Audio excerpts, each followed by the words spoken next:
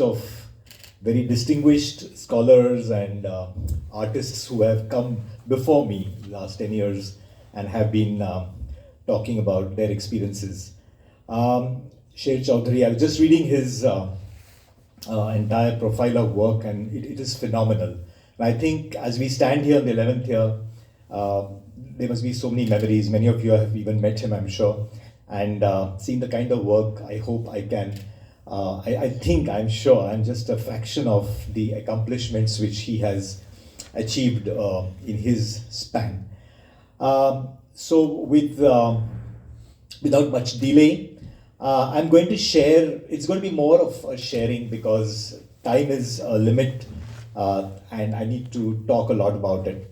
And over the years that I have been engaging myself with theatre, something which has been very close to my heart has been the search for performances, search for work which is beyond the proscenium, okay? And I was also speaking to ma'am right now, and this is very typical, it really contradicts what I'm going to talk about right now. We are in a proscenium setup right now.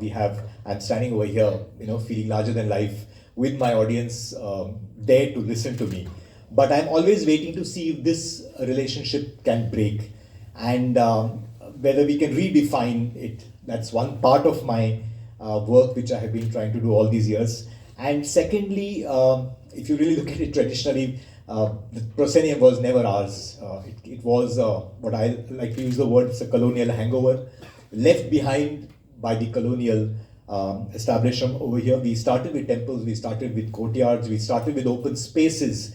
And it has been such a beautiful journey. When you look back and see the kind of performances, it was completely charged, and a different kind of relationship between the artist, the performer, and the audience was there. And I think, I wouldn't say we lost it. We definitely did see good performances. But over the past few years, as I moved across the country and on my Fulbright and I travel for different work abroad, I see this thing being re-looked at, redefined. And so I thought it would be interesting to share with all of you what journey has been. And so I titled it as Reclaiming Spaces for Theatre. There was this little tussle which I was involved in, whether I should call it an alternate space. But the moment I say an alternate space, a whole lot of questions arise as to then what is the right space and therefore what becomes alternate. Or if we are ready to accept proscenium as the stage and therefore we look out for alternative. So I thought, let's talk about spaces in general. And it's a little longish kind. There are lots of visuals which I'll be talking about. But all these are experiences which I have gone through. And many of you already know about it. You're a very distinguished August gathering here. But I will just reconnect and give you some experiences and performances and relationship between audiences and performer as it changed because of the reclaiming of space.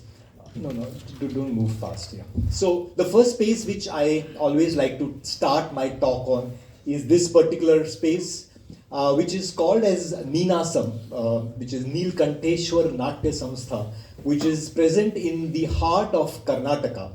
And how does it connect to my entire argument of alternate spaces? Because it not only positioned itself as a reclaimed space, but it completely redefined a community in Karnataka. So this story of Neenasam started way back in 1947 when the nationalist fervor was very strong. This place basically is in a small little hamlet which is called Hegodu in the heart of Karnataka. And M.S. Subarna and Anant Krishna or Anant Murthy, they all got together during that time waiting for independence. They would hang around as young people and they wondered what to do. They would just sit over there under the tree and chat and so on and so forth. And then they realized that young people had started joining them in the evening. They were waiting for something. So they said, okay, young people are joining us, women are joining us in the evening to chat. So both of them being theatre people, being people of letters, they started reading short stories. They started reading poems, then they realized that it was becoming quite addictive, so they did improvisations and so on. And since then, since 1947 till today, this little dusty, remote, out of this world space has become what I call it as the Mecca of Indian theatre. And MS Subarna has been able to redefine an entire community and get them involved with the arts, not only with theatre but with cinema and all these things. And today, he got the Magsaysay Award, incidentally. It is like giving the Oscars of the East. He got the Magsaysay Award for transforming an entire community from nothing to today. And believe me, if you go to this, I think every theatre person longs to be and perform in this. They have got multiple different kinds of spaces, outdoor spaces, indoor spaces, and so on. And the most important part from my research point is the kind of audience which has been trained. Simple villagers who have their main profession in the fields. You go to anyone, there are no locks in this village. You go to anyone's house, people come back with dusty, muddy clothes, and they'll sit over there, and you say, do you know anything about theatre? And that lady starts off by saying that she has seen 3 different kind of Lears. She knows Akira Kurosawa's work. She tells her the entire story of Pathar Panchali. And you wonder that this lady with a coconut thing on her head and talking about Pathar Panchali and Akira Kurosawa, which even the urban arrogance in my city of Pune, many of the so-called artists wouldn't know who Akira is. So that is a transformation. Every single day in this space, they watch theatre. And the audience is so trained that they watch Marathi plays, they watch Kannada plays, their language, they watch Malayali plays, they watch Punjabi plays to pin drop silence. We had taken one performance, a very well-known Marathi musical called Katyar Kaljat Ghusli. Okay, it has been translated to different languages. It's a complete musical on the musical Guru Shishya Parampara. 3.5 to 4 hours of performance, pin drop silence in the auditorium as people, villagers speaking only Kannada language, listening to Marathi dialogues and all these kinds. So Ninasam, it is still there. They are very open people. They have their own teaching institutes. They select about 10 to 15 students from rural parts of Karnataka to train rigorously from 7 in the morning to 11 at night. And believe me, I have seen actors, but not the kind which I saw at Ninasams. They are absolutely hardcore actors in that sense, okay? And they are very humble. Most of the Kannada cinema and theatre have got their actors who graduate from Ninasam. And as a gratitude to the institute, they all write their names as something Ninasam, Jyoti Ninasam, Aravind Ninasam, okay, as a tribute to this space. It's a fantastic space. So let's go to the next slide. So this is their, so everything. So they have involved the local artisans. They have painted on the walls and so on and so forth. It's an open space. Anyone come, we talk about politics. You fight. You read plays. It's open for the entire community. Okay. They also have their own mobile theatre, which is called Tirugata. So for 5 months they make 2 productions every year, and for 5 months they get into the bus and travel in 200 villages in and around Karnataka. With their work over there for the audiences. So this is Ninasam. Okay. So I was hoping that laptop would have been here. So this little okay part is not part of my speech. This has been devised because my laptop is there and I am here. So please don't mind if I keep saying okay. While talking about reclaiming spaces, initially I'm just going to introduce you to different spaces which are used, where theatre is happening, but they are not really built for theatre. They have been reclaimed. These are spaces which are nothing to do with theatre at all. So I'll just share those and then I'll get into the deeper talks about it. So Belgaum is on the outskirts of Maharashtra. It borders Karnataka and Maharashtra. It's a very controversial space because of language. And Purubi is here, so I just want to share with you 2 things. Even at Ninasam, they select these 15 students, actors for training. The first thing is that they must know Kannada language. They will not take any actor training who doesn't know Kannada language. And on Kannada is Belgaum, where there's a big fight between Marathi and Kannada. But it's a very beautiful place. I am in love with it. So when I drive from Pune to Goa, I stop over here and enjoy the weather of Belgaum. So there is one theatre which has been created in a house of one of the actors over there. And I'm sure Jyoti is here. So many people who are here. And I know I've also seen spaces in Assam where the Seagull is there with Bharul, who have got these theatrical space and this lovely space over here also, where a house has been kind of modified into creating space. So in Belgaum, next slide please. This is a little courtyard. They have against the backdrop, they just put up a little screen and they have different kinds of performances. And that bungalow now has become kind of a cultural hub for theatre activities in Belgaum. It's called Indira. Indira is the name of the house and not a theatre space. Okay, so this open backyard has been done.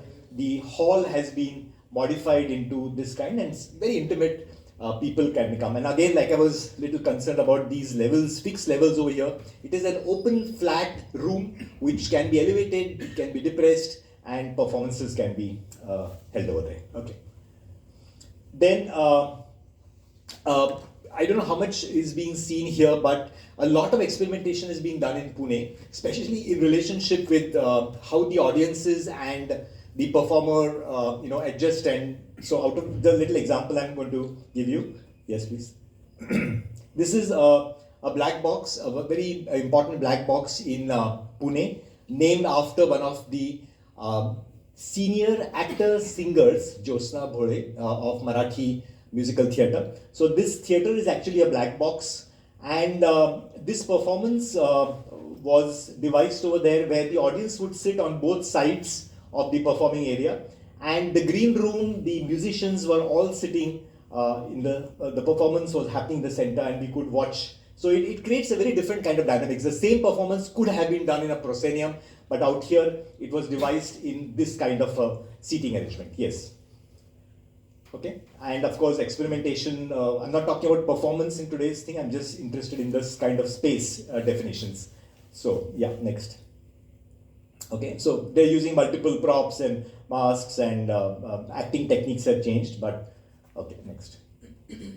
Then this whole thing about the Guru Shishya Parampara, which is not a new discovery, we know it from years together.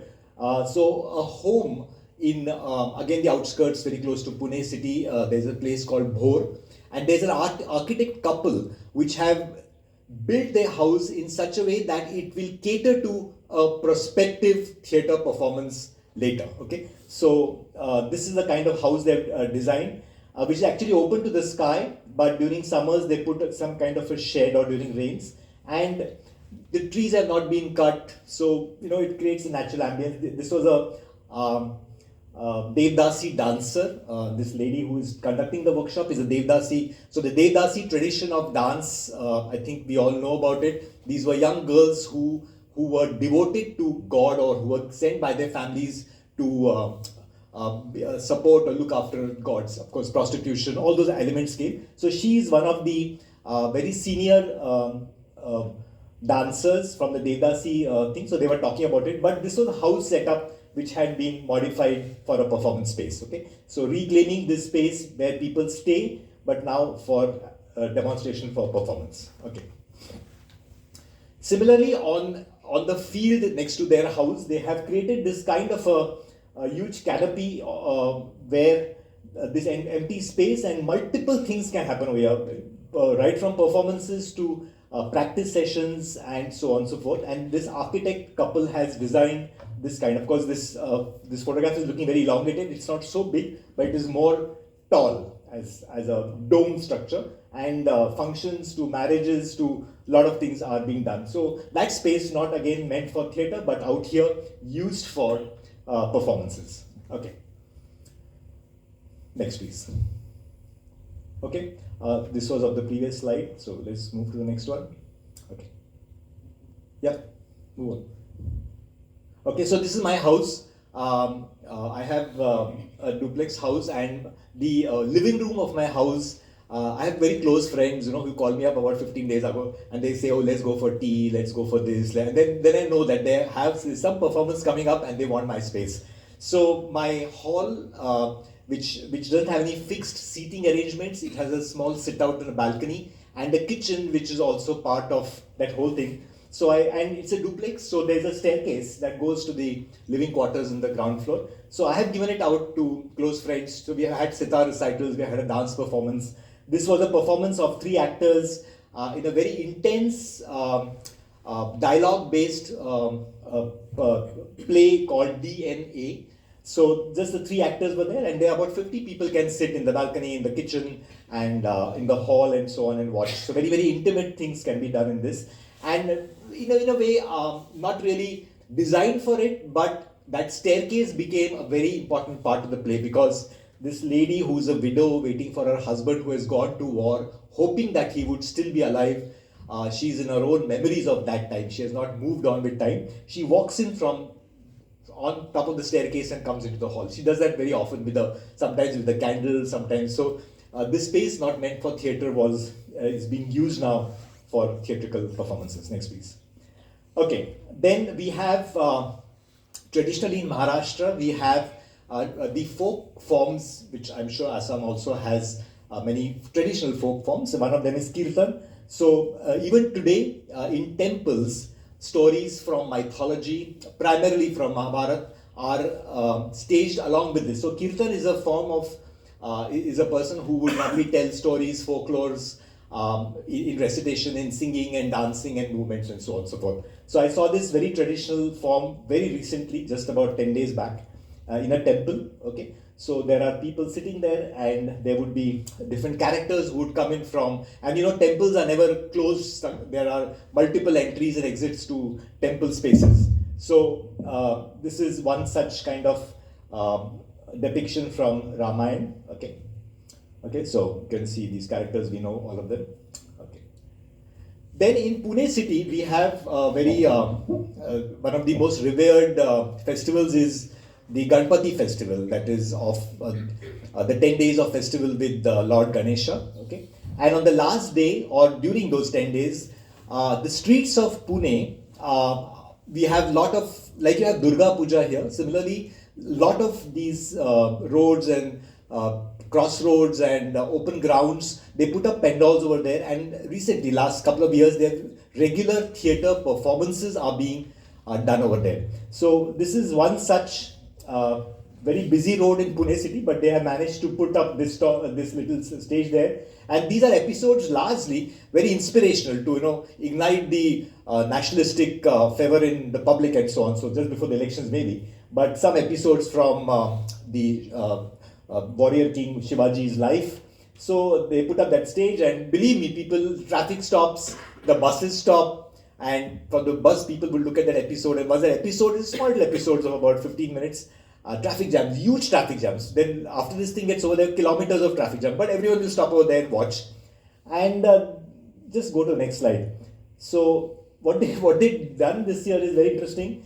There was a tree adjoining that stage, so they had prepared a smaller stage on top of the tree, and they had this kind of a pulley. So one of the warriors, very dramatically at one clue, he would come from that tree and he would roll across the audience and land for battle on that stage. Okay, so a lot of dramatic things have been happening. So I just took a quick click of, so you can see this person with a sword, and everyone is like spellbound, and he would come right across and he would land on that stage. So again, this kind of an aerial space which has been made, otherwise this was not for theatre in the first place. Okay, next.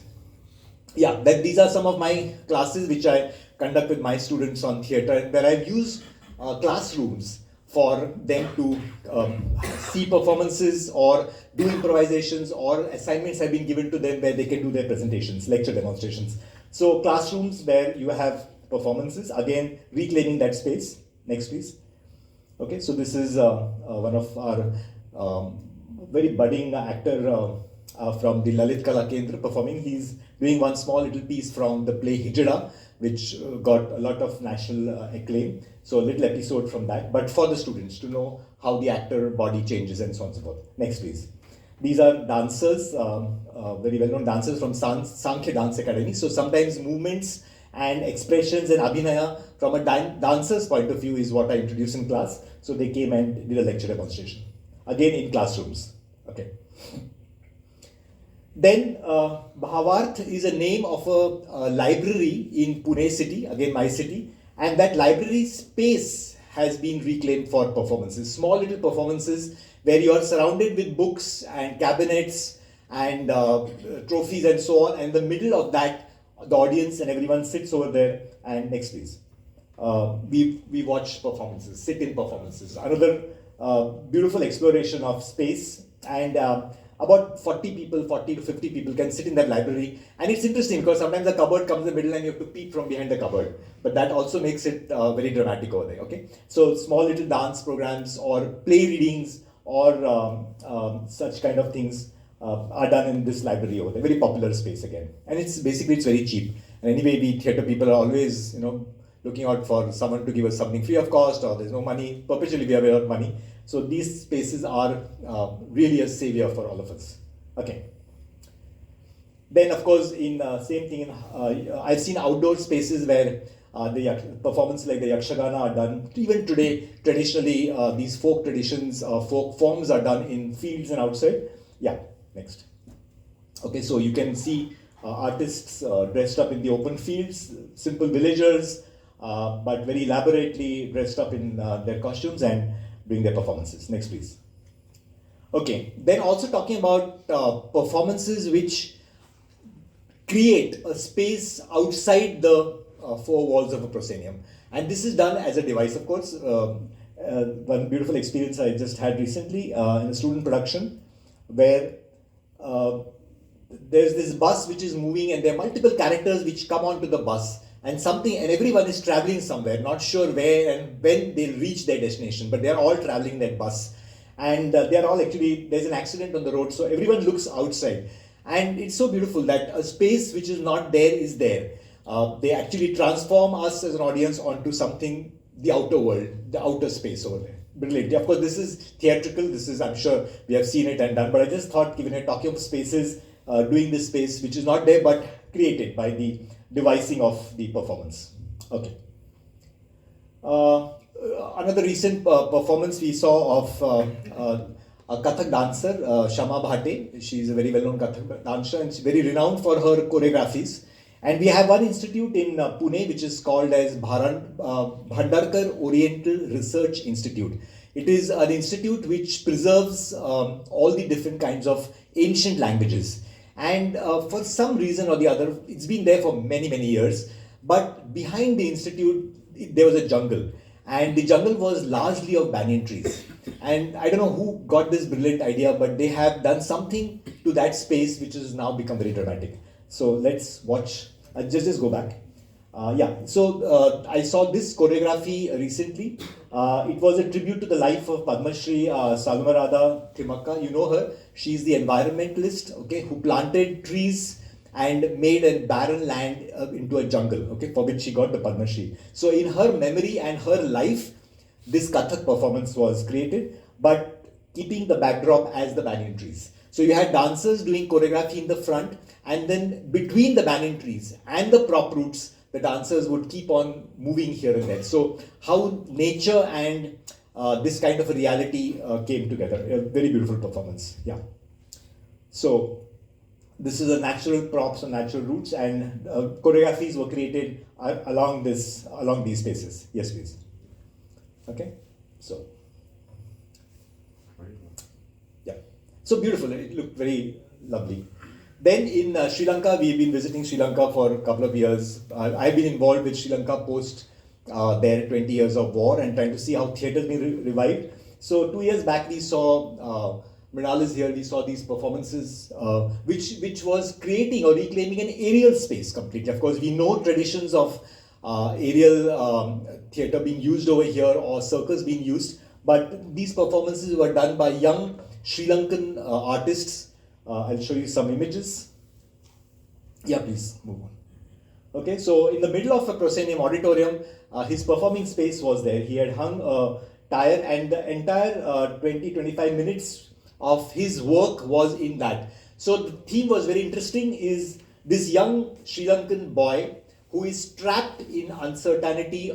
Sometimes he moves up above the tire, sometimes he comes below the tire, sometimes he goes inside the tire. So this kind of an entrapment of the young people who are not sure whether they want to move up or move down. 20-25 minutes of extremely energetic. Of course, this requires a lot of physical stamina to do this kind of thing. But he had used that vacant space of an auditorium into a performance area. So that was one interesting thing.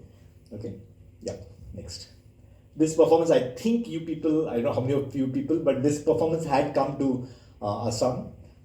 Again, using the middle of an auditorium, the walkway which is used by technical people to cross over, he had used that passage again to talk about the crisis in Sri Lanka. Yes, please. Okay, this is just this year's performance where circus, the whole element of circus was used by these Croatian dancers, movement specialists, using circus as a form of engaging the aerial space into productions. Yes, please. Okay. Now, so these are the different kinds of spaces, giving just an overview. Now, I'd like to talk to you about some very interesting people, okay, who have redefined the whole concept of space. The first is this young boy called Lucky G Gupta. He's a Kashmiri boy, and he was very passionate about theatre, and he would go for rehearsals over there, and he had a small little group in Jammu, and he would do performances. But like again, the audience is not there, the money is not there, so maybe one performance, not sure. You rehearse for 3-4 months, you do one performance, and you're not really sure whether you're going to get the second. So there was a lot of frustration. Many of us feel that frustration many times. So he was walking back after one such performance, and he saw on the streets, he saw a crowd of people just there, listening to something or hearing something. So he thought probably it's an accident. So he goes close there, and he sees one man telling a story, okay, and all these people attentively listening to that story. And that is the point where he found his calling. Okay, he said, okay, what is he doing? That guy is telling a story. He's got these few people who are listening to the story, and they're engaged over there. So he said, okay, fine, I'm going to tell stories. So he selected a story of Rabindranath Tagore called Ma Mujhe Bhi Tagore Bana De. And for the past, I think nearly about 8 years, this boy, Lucky Gupta, has been traveling throughout the country with his haversack. He might have come to Guwahati also, I'm not sure, reciting this story. And this is such a classic example of what we have always been saying, that do you require all the attachments around theatre to perform? You have a body, you have a space, you have one person, and you have a story to tell, and that is theatre. And this guy really defines that element. So with a haversack, he's been moving around, and all he does is he comes to a city, he gets some contact over there, tells the story, and he has got only 2 demands: that you give me money, no problem. If you don't give me money, no problem, but give me something to eat. He wants food to eat. And his thing is that when I go to the next city, you must give me one more contact of the next city. And he's been traveling like this for last 8-10 years, and now people started giving him money. And he's got enough, he has purchased a land in Jammu. Now this is a little bit a disclaimer over there. I said, look Lucky, जिसके लिए तुम निकले थे वो तो अभी side को रह गया, अभी आपने जगह ले ली, अभी आप प्रोसेनियम थिएटर बांधिए और नाटक कीजिए, and you forget about this travel theatre. Of course, he disagrees. These are statistics. I did a youth survey, but it's okay. You can move ahead because you're not interested. What I was very intrigued by was the last thing, that one single person with a story, he has that time covered an audience of 5 million. Now he's been keeping this statistical thing in his little diary, so I know this for sure because I saw it, and I think this, we had called him to Pune also. So one person reaching 5 million audience, and he's still traveling. And believe me, he's booked for 6 months. I told him, come to Pune, ek baar hum karenge performance. He's saying, sir, 25 June mein karenge because I'm not free. So that's all. And what is interesting is that when he's traveling to a city in the train, he starts saying the story, he gets the audience. He gets off, he goes to the railway station, he's waiting for the next train, he starts telling his story. So he just tells his story. He doesn't concern himself of kahan bata raha hai, kahin bhi baith ke kahani. He came to my clinic, he was waiting for something, and he started sharing his experience, and already 4 people outside were listening to his story. So, and he's very powerful, and he uses that space, he uses the property in the space as part of his play. He would take up any of the audiences as ma, ya teacher or whatever it is. So he requires nothing. He requires a haversack and he moves. Okay. And another very beautiful thing he did was, he stayed in my house in that little room I gave him, and he came for the festival, so I hosted him. And when he left, maybe it was a very urban Pune thing. I checked the room to make sure that not that anything was stolen, but that hoping that nothing was left in the room. And then I saw that there was a pen, and there was a comb, and something of his muffler was there. So I called Lucky back. I said, Lucky, I think तुम्हारा कुछ सामान रह गया यहाँ पे. So he said that नहीं sir, रहने दीजिए, इसके वजह से मैं वापस आ जाऊँगा. Okay. So he does that to every place where he stays. He drops something in that space with the feeling that he's going to come back. And it reminded me of this song. I think all of us would know it from the film Ijazat. Mera bhi kuch saman tumhare paas pada hai. That same thing with Nasruddin Shah and all. But very emotional, very beautiful, very strong storyteller. Okay, so we'll move on. So he's here in a school. Just run through.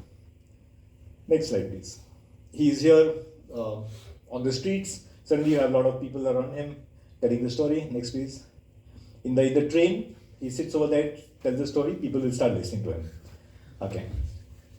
Then, of course, our very own, something that's going to start tomorrow morning. I'm really intrigued by this space.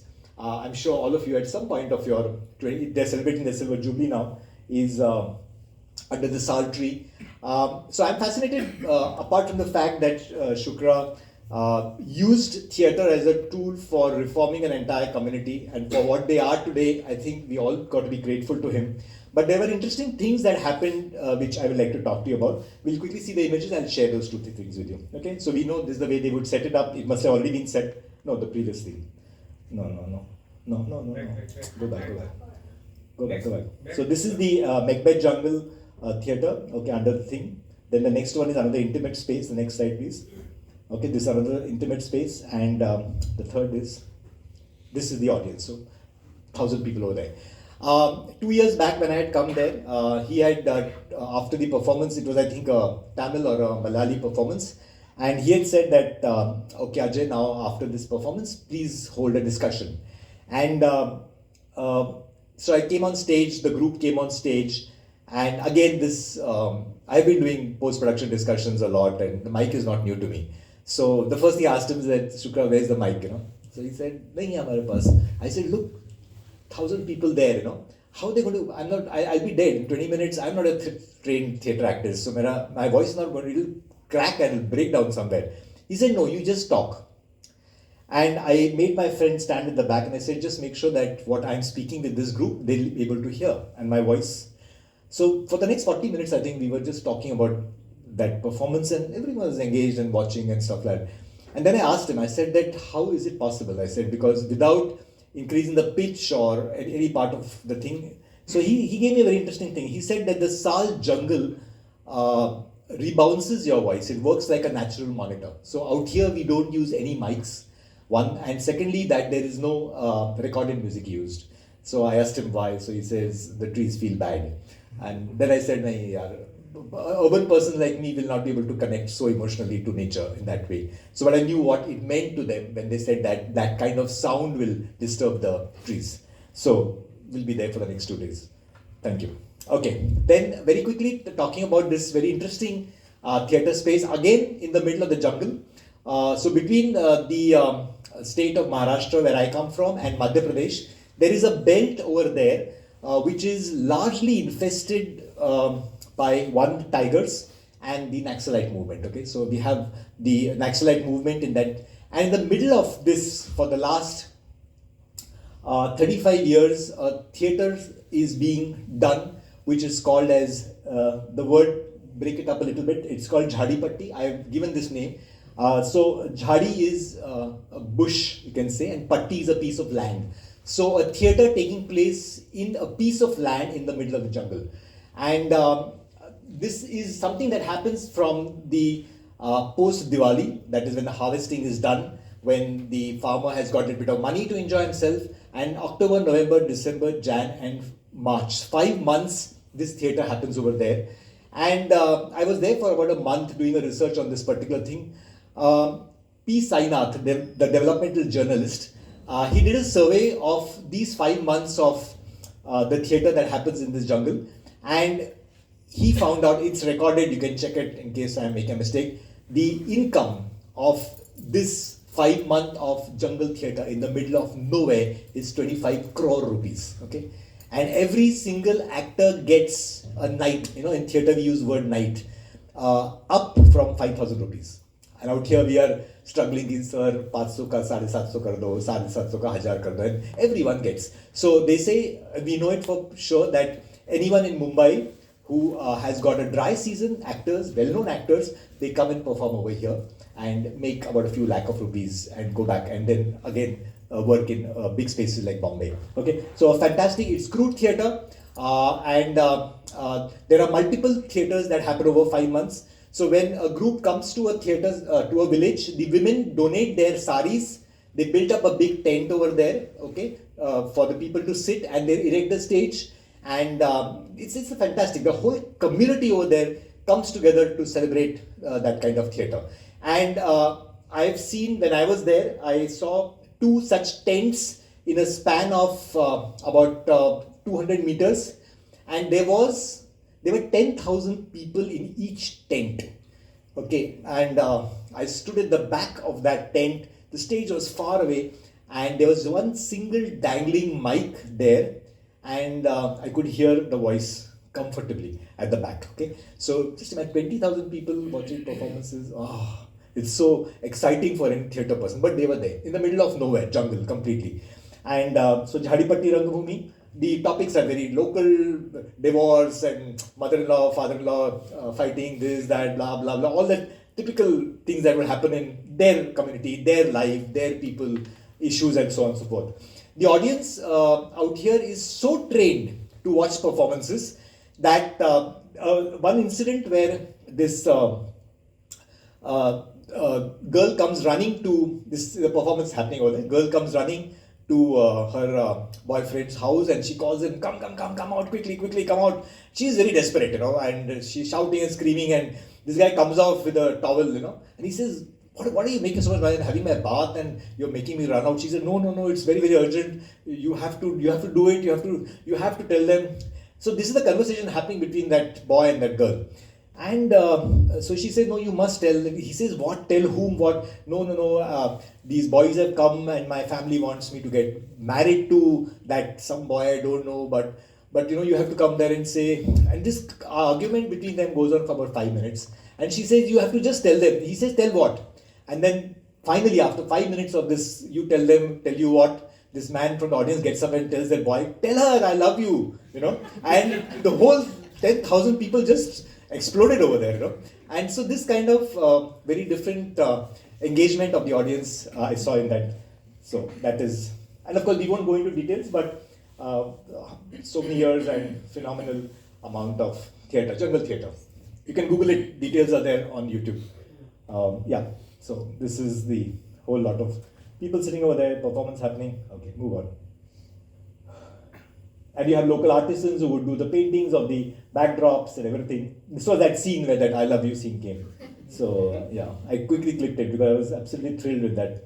I could not catch that audience who probably has watched it about 10-15 times, and he now knows the dialogues by heart. Okay, move on. Of course, again here, Pavitra's work, which I saw last year, not last year, maybe sometime this year when I was in Assam, impressed me a lot. I think all of you know him and his work, especially when he started the whole philosophy, the ideology with which he started, his feelings for the Dwarf community and so on and so forth. And of course, won't go much into detail of this. So let's move on with the slides. If you have not seen, it's called Darpan Theatre. Darpan, like a mirror. So a reflection of what you feel, what's in your mind, which kind of gets back to you. So we can just move through. This is what it is there. If you haven't been there, do visit that space. They're very open people, and he's in fact performing tomorrow, the second show at the under the Saltree. We're looking forward to that. Yeah, just move on. So for me, it was interesting because he's created this circus theatre space where he believes in this kind of physical theatre training for his actors, which we don't see in the West at all, anywhere. In the South, I've seen this kind of a thing, but he's got this circus setup on top and this space that he has created has got multiple possibilities. He's got corners where small performance can happen, the main stage is there, and so on and so forth. Okay, move on. Yeah, just run through these slides. Okay, so these are all detailings which are there for some other thing, but right now we just know that that space is there, important. Okay, move on. Next. This is his main kind of a proscenium outdoor space where under the tree the performance happens and the audience sits in the lawn in front. Okay, okay, move on. Then I would like to also share with you this little thing which I was actually on a holiday to the Himachal. I had gone to see the Dalai Lama and Dharamshala and so on and so forth. And when we were traveling back to Delhi from Himachal, we went to Palampur, which was kind of a stopover. And out there, I bumped into this but very interesting thing which I had not known of. We and my wife, we were searching for what they call Andretta potteries. So these are very beautiful potteries, which are pots and things like workshops made in this town called Andretta in Himachal Pradesh. So we were searching for that little workshop, and we bumped into Nora Richards. Okay, now Nora Richard was an Irish actress who came to India much before independence, and she fell in love with an Englishman. Then she was sent back over there. Then she settled in this little town called Andretta. Okay, and there's a lot of story. You can again Google and check it out. And she has created a space in that village for theatre, and they did theatre there for many years. And their theatre is made of mud. They've used the local material to make mud houses and mud spaces. And I think Gulcharan Singh, one of the very well-known painters of that time, he's got his own studio, and his family looks after it. And we have this Andretta pottery. And now I think the Punjab government has taken over this property of hers, and every year students go there. So a very interesting space of Nora Richards. But an Irish actress comes to India, reclaims this small little village where she wants to just relax and enjoy herself, and being an actress cannot resist from getting theatre to the common people. Okay, so this is her house, which has been made of mud. I think Anupam is here. You'll realize this is a fantastic experience of getting into that house. It's very cool. It has got very interesting steps and causeways and windows and all. She used to stay here, and the space was elsewhere. Yeah. Okay, that is Nora Richards. I would have never known about her had we not been searching for pottery. I was just wondering what has pottery got to do with the theatre, but there it was, right in the backyards of that area. Okay. So these are small staircases which you can climb up and down into her house. Okay, next. Okay, move on. I was just impressed with myself with my new goggles I picked up over there. So I took that photograph. It's got nothing to do with this slide or reclaiming space in any way. So this is her performance space. Okay. Now, of course, there was a lot of grass over here, but they do regular performances over here in this for the local villages. Okay, move on. The 1st and 2nd of October of every month in Tamil Nadu, about 3 hours from Pondicherry, is a very small little village called Purusai. And in this village, for many years, specifically on the 1st and 2nd of October, they have Tirukutu is their form. It's something like Kathakali and Yakshagana kind of a dance thing. And all groups are invited over there to perform and revive that art form. It's a very rustic, beyond the world kind of a village. But the whole world descends over there on these 2 dates. Out there, I saw this performance, Idakini Katheratham by Muruga Bhupati. I think the NSD people might know because he used to do workshops over there. And so using object theatre, using lights, using fabric, he was talking about the entire evolution of mankind. And it was, you could not believe that we were sitting on dirty roadside floors over there, and we were watching this wonder of theatre in front of us with use of lights and things like that. So some images out there. Again, a performance done in an unknown kind of a space. Yeah, move on. Okay. So using natural bodies, objects, and masks and so on and so forth for theatre. Okay. Now I'm just going to move on. I think I still have some time with me. Okay. So now I move on. The Fulbright Commission thought that I was bright enough to be given a Fulbright, so I didn't get that Fulbright, and it took me to United States I chose Rutgers University to teach my course. My course was on culture, community, and theatre, Indian perspective. Two selfish motives. One thing is to share, like I'm sharing with you all, my concern that you cannot understand theatre unless you understand Indian culture and community. And secondly, because Rutgers is 15 minutes from Broadway. So every weekend, after my courses got over, I should take my train and live on the streets wherever I got in New York and watch performances over there. Okay, so while there, I went to Amherst, which is on the east coast, north of thing, and I saw this kind of fantastic work over there. It's called as Double Edge Theatre. You can Google it. Go on. Okay. So this is basically agricultural theatre. Again, nothing to get very fascinated about because we have got many examples within Northeast also, as well as pockets of India where they do agricultural theatre. But this entire theatre space is looked after by 5 to 6 people, and the land which they have is about 100 acres of land. They grow their own vegetables, their own fruits, and they have got a very different, I won't go into that, but a very different way of staging performances, okay? And they have their own poultry and everything, and it's a highly physical theatre. They would jump from 4 floors, climb trees, so you require a lot of different discipline to the body to be a part of Double Edge Theatre. But what I was trying to impress is from the photograph that you will see. Oh, no, this guy. Okay, no, I mean to say, don't show me. Go, no. Forward, yeah. Next. No, we don't have. So, this 100 acres of land has got, they create their own installations, and once their production is ready, the villages in and around Amherst, that thing, they descend over there and they have something called the site-specific theatre. So they have the first scene in position 1, then the audience moves to position 2, then it goes to 3. So the whole night we are just traveling. And when I was there, the last scene was near a river. You'll see a small little brook over there. And the last scene was set up. It was about 5:30 or 6 in the morning. And the last scene was happening there. And suddenly, from behind that entire sun came up. Okay, and most unknowingly it came up and it became a part of that performance. And this kind of engagement with nature can happen many times in these kind of open spaces. So we'll just run through. So they have kept these metallic small sheets over there. So anytime you go into that thing, you'll hear the rustle of metal throughout the year because the wind is there. So these things keep flapping around. Installations. Okay, so these are all installations they create over there. Yeah. There's a lovely brook that they have, a natural brook, which they use in some of their performances over there. Okay, next. So part of their thing over there. So they have created these benches for people to sit, and maybe a small performance can happen here. So 100 acres with multiple possibilities of performances. Move on, next.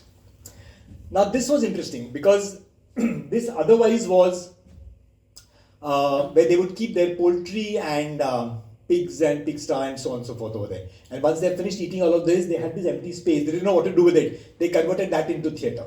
Okay, so the performance would take place inside these little boxes, which otherwise, hopefully now they'll have their pigs and cows and things put over there. But right now we would sit in front and watch. So nothing is disused. Everything has been utilized completely. So again, not meant for theatre but reclaimed. Yes, please. Oh no, go ahead. Installations. This is the way these people start doing their theatre by collecting pictures and they move backwards. The scripting, costumes come much later. So storyboarding starts from pictures, then finding out the correlating relationship, then joining those pictures together and so on. So known techniques, nothing out of this world again, but rarely seen over here but done over there. Okay. Then we have American Players Theatre. This is again in the US. Personally speaking, I'm not very enamored by US or something. Had I been given a chance to go on a Fulbright, some other country, I would have chosen it. Unfortunately, Fulbright has got an association between India and America. So I landed here, so I'm talking about it. So we have American Players Theatre, which is another very beautiful space, which is on top of a hill. Okay, and when they were scouting, this group was scouting many years for a theatre space. They would go to here, there, where. And then one group of people went on the top of the hill and to see whether we can do something. And unknowingly, that person thought his friend was behind him. So he turned back and he just said something. That person was way down in the valley and he replied. and he heard. And they realized that this is the space they want because the voice traveled right down to the valley and top of the hill. So we have American Players Theatre. Next slide, please. We have to actually walk a little climb to go to the theatre, and because people get tired walking, they have got a little cafe on the ground floor, so made of bamboo. So you sit over there, they give you in the ticket cookies and coffee, so you have that, and then you start walking again to the theatre. Okay, next please. Okay, so this was, of course, it was snowing that time. This is the stage which they have created over there, and audience would sit over there, and in the back was a valley. I have a little story regarding that. Yes, please, next. Okay, so these are some of these things that we saw. They have got multiple in the jungle, they have got multiple spaces, but what is important is that the theatre which I showed you, where we are watching like an arena theatre. So we were watching a production of Macbeth, and the first scene where the three witches have got these huge cauldrons of, and they're brewing their nonsense and their magic, and trying to. So the three witches were there, the cauldrons were there. We were watching the performances, and all the dialogues and mumbling, and then suddenly from the valley a fog or a mist came, okay, and it completely covered the stage.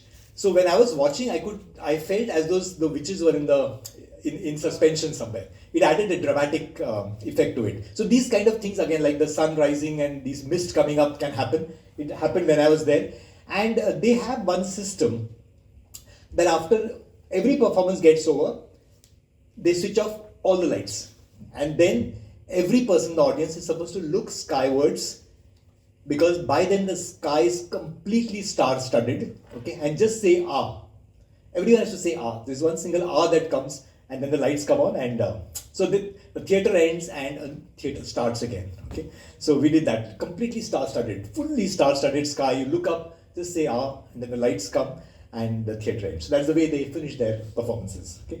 So then we have Chicano Park, which is on the west coast of the United States, just next to it's a very southern part, San Diego, okay, and they have this little patch of land which belonged to this tribe, which was the Chicano tribe, and they were very happy living. They had little houses, and the backyards, they would sit and they would barbecue and the children would play. And then, of course, development, in the name of development, the United States decided that they want to have a state highway which runs through this property belonging to the Chicanos. And they did that. They fought, they tried to retrieve their land, but no, of course. So they had this very monstrous and horrendous looking state highway running right across, and all the pillars were in the playgrounds, in the theatre, in the middle of their houses. And it was a bad time. They had all the rubble, but no one really bothered about it. It's a tribe, so they can tolerate it. So they decided that we need to do something about it. These choices was either sit and cry about it or fight, but they said, let's do something. And they saw these huge support pillars of these things. Show me the next slide. Okay, next one. Okay, next one. And they decided that let's beautify this whole thing. So they identified artists belonging to their community, and they gave each of these pillars to these artists to paint, okay, and then they redecorated the whole thing. And today this space is in the UNESCO heritage sites, okay, something which was completely drowned in rubble and filth and neglect has now been converted into something which is a world classic. It's called Chicano Park. These are copyrighted paintings, so every artist, and they gave money to the artist to do this painting. No one can copy it. Yeah, turn back. Okay, so the history of these tribes has been painted by the local artists. Very beautiful space. They have a theatre space, they have a music space, they have a lovely ground for the children to play. Their houses are looking nice and bright and colorful. Okay, so Chicano Park. Yeah. Yeah. Okay. Yeah, we're kind of closing up. Again, something I get kind of attracted. That's one of the reasons why I keep coming to Guwahati, because I still feel there is something here in your land which I'm not able to reach out to. Every time I take back a story, I come back again after 6 months, And therefore, there was Draupadi of Kanhailal's wife, Sabiti Devi, and they come up with this fantastic performance which we saw in Pune. I think everyone knows about this performance.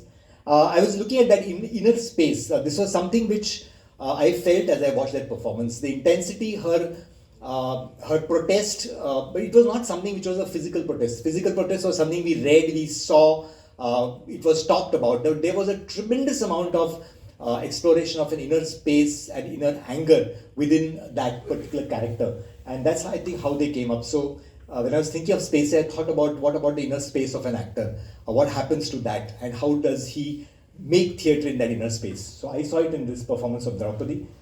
Please go ahead. Okay. This is just a little bit for people who don't know about it, but this was a response to the rape of Manipuri ladies and so on and so forth. We know that very iconic photograph which was printed, I think, in LA Times or Times of India, the march which was there, and there is, she comes, I've met her at Balingrupa only. She comes once in a while there. So, and yeah, go on. Okay. And this last scene over there. And here, I'm just going to touch upon one more thing. An important thing is, I remember this student production when I was at Rutgers, and so we were watching a student production, some love affair or something like that, and there was a tub on the stage, and there was water in the tub, and this couple or newlywed couple, they come, they move their clothes and get into that tub and stuff like that. And it was embarrassing for everyone. There were seniors, there were ladies who walked away and so on and so forth. And after that, they asked me, they said, "Sir, how did you like the performance?" I said, yeah, it was good. But I said, what is the relevance of that tub scene over there? Why did you want to do all that thing on stage? So he's saying, why don't you have a bath in a tub? I said, yeah, agreed. You have a bath in a tub. But is there any other way in which you could have shown it? And that's a time when the whole argument on aesthetics of, which I might be showing later, on nudity came in. That within the Indian context, within the Indian aesthetic systems, there are so many beautiful and more that way erotic ways in which you can show without revealing. Okay, and I thought this was a classic example, because this was probably the last scene in which I remember watching in Pune. They had the blue light on stage. She walks onto that thing, and the sheer cloth is on her back, and then she actually physically drops all clothes, and the lights just go off. And then it was such a powerful moment over there. She wanted to say everything, she said it over there without being, in that sense, vulgar, whatever it means. Okay, so Draupadi, I thought that exploring the inner space was important. Yeah. No, move on. Then I'm talking about, next slide please. Okay, talking about embodying a space or an emotion within. He's Gaurav, very well-known Kathak dancer belonging to the Lahore, Lucknow Gharana, and he actually helped me to understand how dancers' movements and the architectural space need to be embodied. Movements of any dancer are not random or just picked up from somewhere. They are a response to something. So he did this little work for me.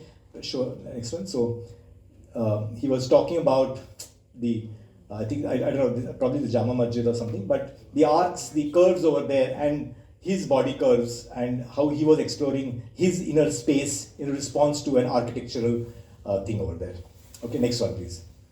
Okay, so the arches, and maybe it's a part of their dance tradition or training, but it's so important to connect with physical space and the inner body space. Okay. Okay, this is just a thing. I would love to talk about it, but we'll just run through it. Yeah, next please. In one of the malls in the United States, I saw, Anupam would be excited with this, old clothes which people don't want, and they just decided to do an installation over there. It's kind of creating an abstract space. It has got so much of, it tells so many stories, this little installation over there. It was very attractive, so I just clicked it, but let's move on. Then this little experiment I did again with space. I always feel that the theatre community lives in ghettos, okay, lives in their own small little worlds, and very little networking happens. And this is exactly the feeling which I've been trying to think about in work. That how do I connect, how do I bridge theatre groups? They all are doing theatre, they all are training as actors, everything's there, but they will live in their own little spaces, and do their work. No arguments about that. But is there any way to bridge it, to get them on together? So I identified this was an experiment I did, and it really worked very well. I identified two theatre groups in Pune city, in my city. One theatre group is a completely Hindi-speaking theatre group, which works in a garden area, no permissions required, everything is available to them. But they all are Hindi-speaking people. And there is another group which was this was called Swatantra Theatre and Akanksha Rangabhumi, which works on a small little piece of elevation on the side of a main road, which has got 24/7 traffic coming up and down. It has got a mountain on one side, and they do their space, their theatre. So I got the artistic directors of both these things, and I said, I've got a thought in mind. Let's see if it works. So I told the artistic director of the Hindi group that you will now work with these Marathi-speaking theatre. And the artistic director of the Marathi group, I told him, you will work with the Hindi actors. And you will exchange your spaces of work, your comfort zones. So the ones who had the luxury of space were working in that small little thing along the main road, and these people were given. And they did 2 months of training. So there were multiple issues, right? From sir सुनाई नहीं देता है to sir मुझे भाषा नहीं आती है, हिंदी में बात करता हूँ तो वो Marathi Hindi. So all that confusion. But they went through the workshop for 3 months. And they came up with productions. One of them took up Mahesh Elkunchwar's Holi, which is a very, very popular thing. And he was working in this huge space which had nice gardens and hostel and so on and so forth. So we saw a site-specific theatre developing. We saw the first scene in the hostel, second scene and so on. And this other person from the Hindi belt director who was working near the main road, he created a musical with the mountains. It was like a Sholay kind of a thing, like since he had a mountain, he had trees, so you had that lady coming and there were people running behind her and dakus and, like very filmy kind of thing. But he had that space which defined what he wanted to do. And it worked. And I told him, in all this, and we called it zero budget. I said, I'm going to give you no money, I'm going to give you no lights, I'm not going to give you anything at all. It's going to be from what you have within. So for the Sholay kind of performance, they had got these mashals, I don't know what you say in Assamese, but these burning, you put a piece of cloth and put kerosene and you burn it. So they used that because the environment was different. So we'll just run through it. So an experiment that, again, for theatre, you don't require lots and lots of money. You want to tell a story, you can say it in some way. Okay, go on. So these are just snapshots I took of site-specific people kept on moving around.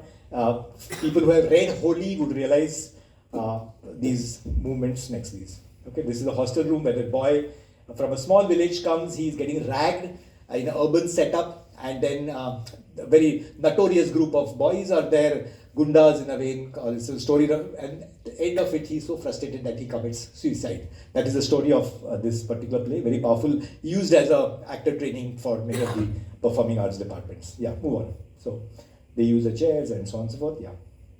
Okay, this was the other one where they had a mountain, they had nothing, so they made a live performance. So they're using available space, light, and all these things. Okay. Yeah.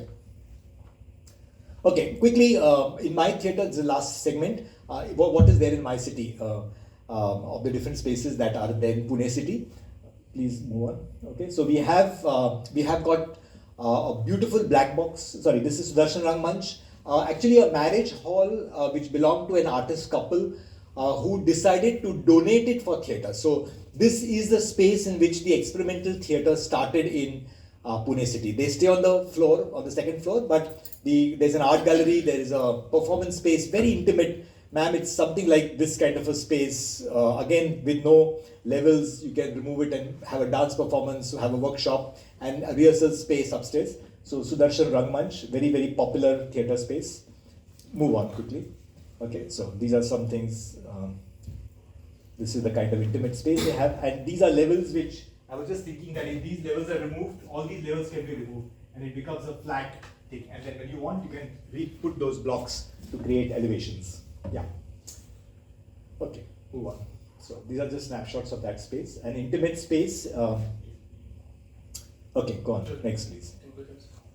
Okay, and there is space for people to stay. Move on. Just keep on going. Okay, this is for the directors. This is the kind of space they have. This is the performance stage over there with lights and a backdrop. The light room and the music console is here. Okay. Okay. Very interesting. Very small. About 150 is the capacity of this. Okay. Then this is a bigger auditorium which today has got multiple spaces. It's a little richer theatre. And the latest space is in memory of Dr. Sriram Lagu. If you know him, he's one of the very famous and senior actors of Marathi theatre who passed away. So his family donated to make that black box, which is another remarkable space. Okay, so you can just go through, and it is actually 3 floors. So there are staircases and there are platforms outside the theatre. So we have done a lot of work in these platforms itself. Without entering the theatre, in a landing we have done dance performances and theatrical performance. So yeah, move on.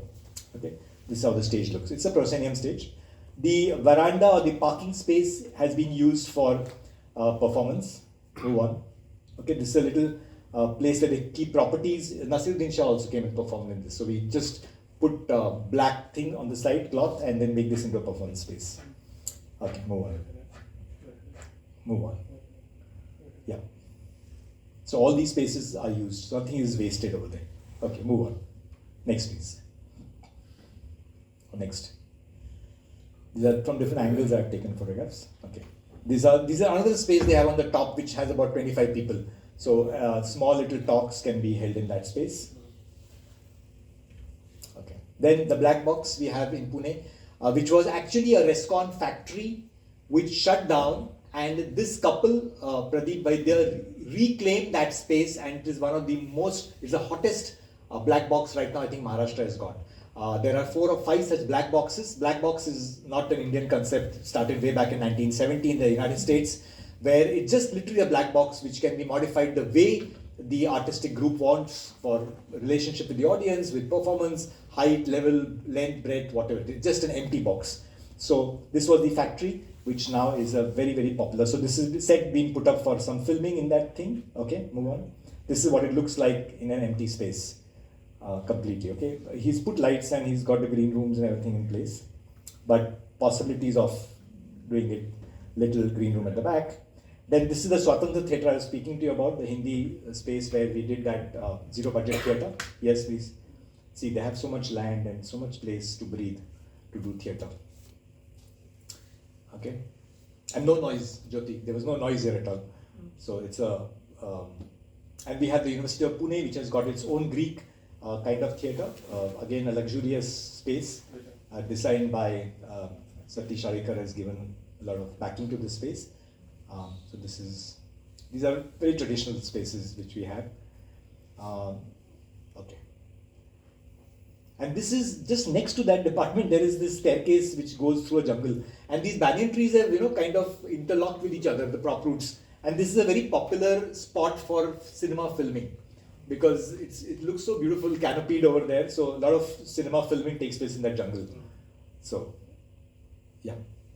And then I've seen performances in truck containers, in warehouses, in abandoned buildings, foundries, open gardens, open fields, storage godowns.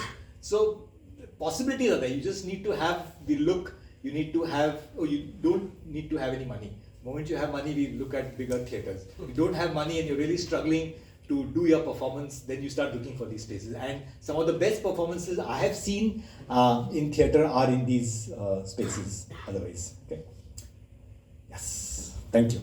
I hope I've not overshot the time. So it's been very exciting, and always looking out for interesting things. And just as a last liner, I'm just going to talk to you very briefly about this container thing which I experienced. So it was a big truck, and one side of the truck was removed. You could just imagine a truck. You know what a truck looks like. You have the driver's seat and you have this thing. One side was completely removed, and a glass pane, a glass mirror was put on that. So you had a truck which had 3 sides, the driver sitting in front, and one wall of it had a glass.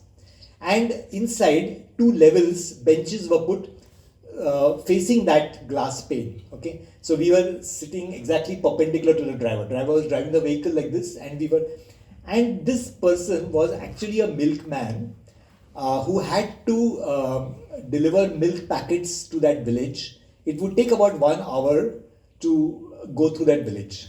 So 7 or 8 of us, we sat in that truck, okay, facing perpendicular to the driver, and we went to the countryside.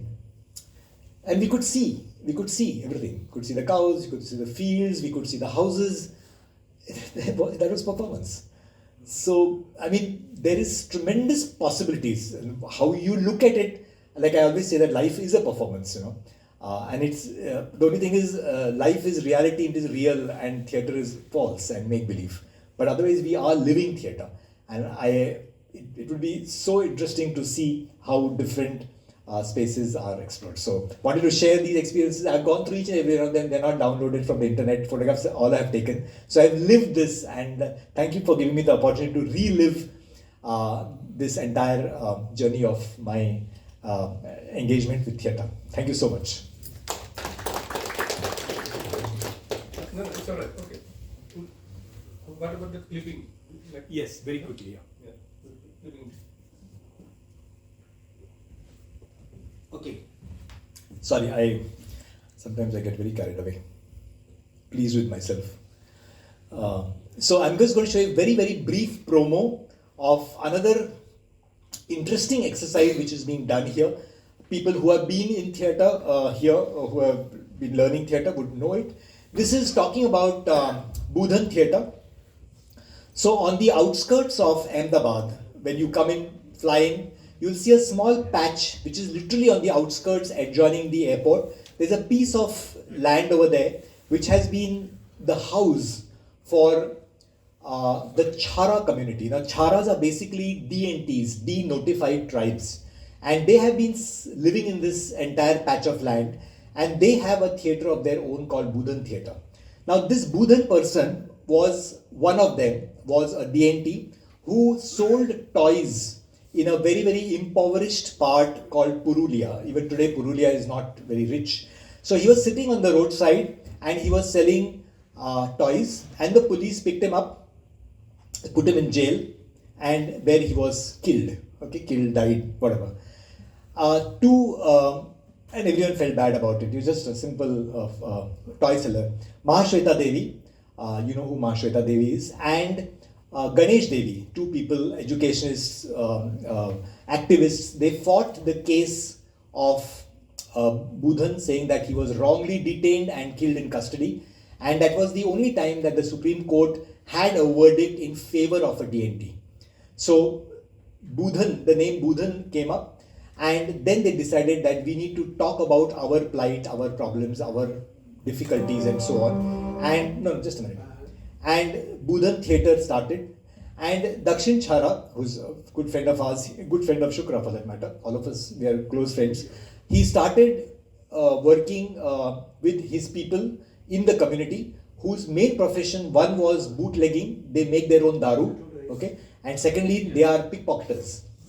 Their profession, it's an art. He said it's an art of pickpocketing. So they live on that, and he introduced theatre, and today it's a very, very important theatre space in India and internationally. The same people who otherwise would have been in jail or doing something now are doctors, lawyers, engineers, teachers in that community. And they are using this form of theatre, which is called, it's a rustic form of theatre called Budhan Theatre, and promoting the cause of their cause. Many of them don't have passports, they don't have ration cards, but they are fighting. Now they have their own film society, they have come up with their own films and doing extremely well. So I think I'm going to end this with just watch a quick promo clip of Budhan Theatre. Remember one thing, their productions are not refined, rehearsed productions, but they are enough to send the message out to people what they want to say. So, Budhan Theatre.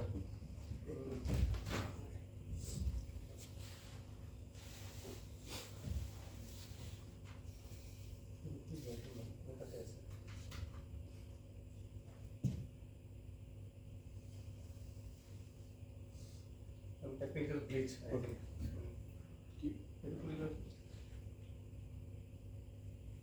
Does your laptop have a CD or this thing? No.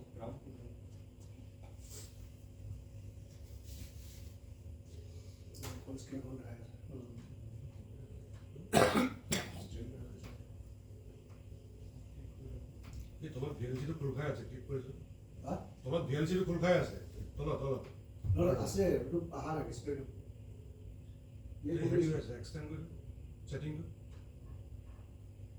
আসো না তুমি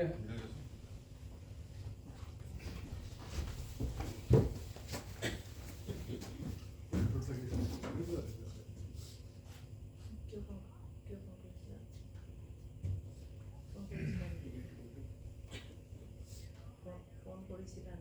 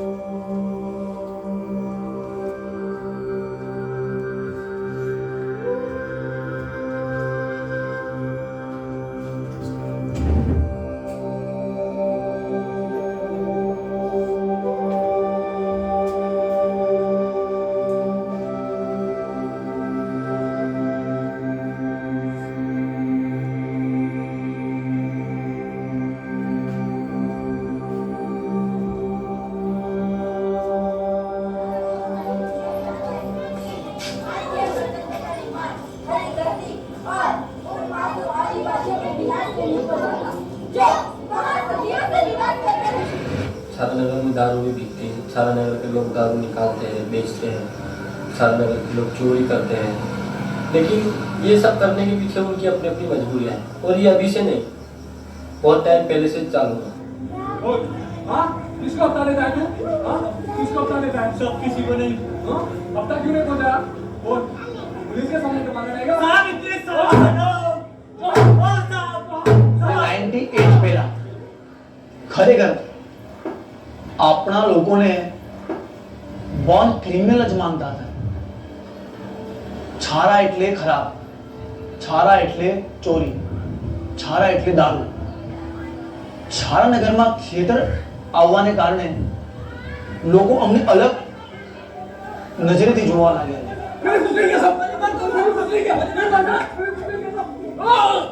उदन theatre के बारे में आपको कैसे लगा? उदन theatre group जो कर रहा है, for you and me, you will also admit. I have worked, I have lived with the demotified tribes for many many years. किधर भी मैं ऐसी जागृति नहीं देखा.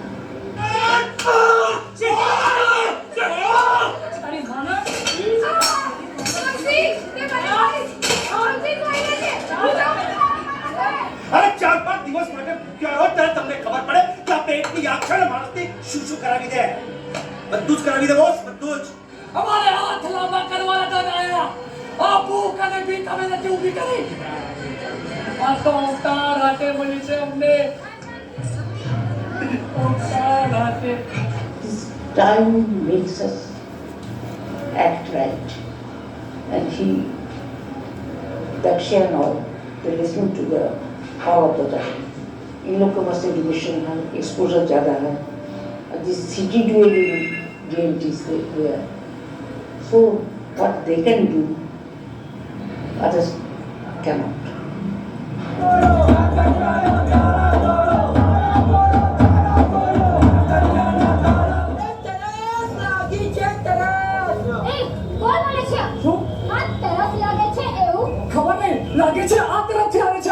You are the person who took me there. You are the person who started that library.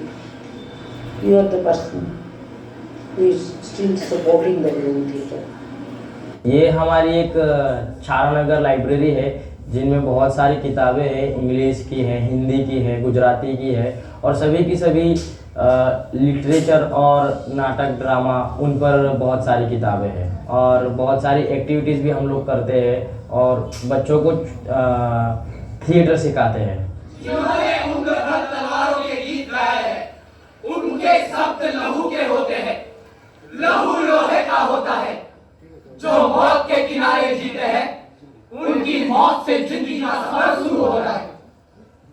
जिनका खून और पसीना मिट्टी में गिर जाता है, वे मिट्टी में तब तक पूरा रहते हैं। इज्जत मिलना, डिग्निटी मिलना, ये जो पूरा काम है, ये पूरा काम नाटक से हो रहा है। क्योंकि जो गोधन के साथ हुआ था वो हमारे बाप दादा बुजुर्ग हमारे आसपास हमारे माहौल में वो रोज बनता था, तो उस एट्रोसिटी को समझना हमारे लिए बहुत बड़ी प्रॉब्लम नहीं थी, उसको एक्ट करना हमारे लिए बहुत बड़ी प्रॉब्लम नहीं थी। नाटक करने के बाद बहुत सारे लोगों ने हमें एक्सेप्ट करना शुरू किया था। बहुत सारे लोग जो थे वो जिनकी दृष्टि हमें हमेशा क्रिमिनल के तौर पर देखने जैसी थी, उनकी दृष्टि बदलती थी, हमें देखने का नजरिया बदलता है। क्योंकि ये सिर्फ नाटक नहीं था, ये जिंदगी थी जिसको हम हमारी जिंदगी को परफॉर्म करते थे। इमेजिनेटिव एक्ट नहीं था, वो रियलिस्टिक एक्ट था, वो रियल लाइफ एक्ट था। Dealing with life with सोने की थाली है ये गंदी बस्ती की लाश, फोटो की नली से पूछो मजदूर किया। हटो चलो रास्ता दो, दौड़ रहा है राजनीतिक रक्त रे। राम राम सतेरे हाय हाय, राम राम सतेरे हाय हाय। लेकिन जब वो नाटक देखते थे तो उन्हें इस सत्य के बारे में पता होता था कि इस देश के 6 करोड़ लोग आज भी जन्म से गुनहगार माने जाते हैं और नाटक उनकी आवाज में, नाटक ने उनकी आवाज देश और दुनिया तक पहुंचे। आज 15 साल हो गए बुधन थिएटर को और 15 साल में 43 प्लेज हम लोगों ने किए हैं देश की घुमंत और विमुख जनजातियों के अलग अलग मुद्दों पर और लाखों की तादाद में लोगों तक हम लोग पहुंचे और इससे बहुत बड़ी सामाजिक क्रांति आई और ये क्रांति है सामाजिक स्वीकार की, ये क्रांति है संवैधानिक अधिकारों की।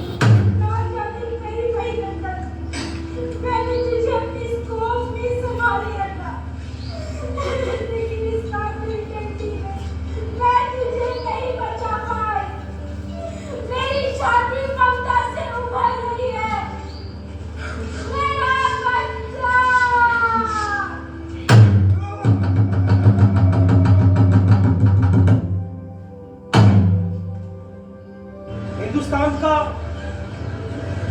हर एक घुमंतु और विमुक्त जनजाति का आदमी सिर्फ यही सोच रहा है, उसके दिमाग में सिर्फ यही सोच चल रही है कि क्या वो सेकंड क्लास सिटीजन है, क्या वो सेकंड क्लास सिटीजन है, क्या हम सेकंड क्लास सिटीजन है, क्या हम सेकंड क्लास सिटीजन है। हमें चाहिए आत्मसम्मान, हमें चाहिए आत्मसम्मान, हमें चाहिए आत्मसम्मान। What is best? This is continuous work. What they have chosen, Dakshi and Ujan theatre walas, they have chosen deliberately a path of continuous work. ये करने का ही है।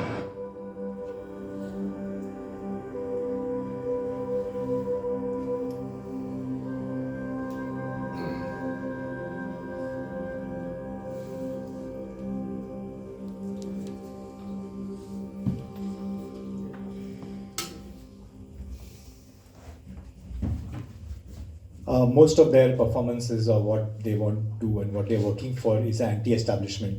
And very ironically, one of their main performing, I was there for about a month doing research, and one of their main performing spaces is outside the police station. And today the police have accepted that they are doing theatre and not talking about them. And many a times the police van comes now not to pick up these people that they are being blamed for being thieves, but to take them to perform in another space in a police van. So it's a big thing for them. Thank you. Thank you, Dr. Ajay Joshi.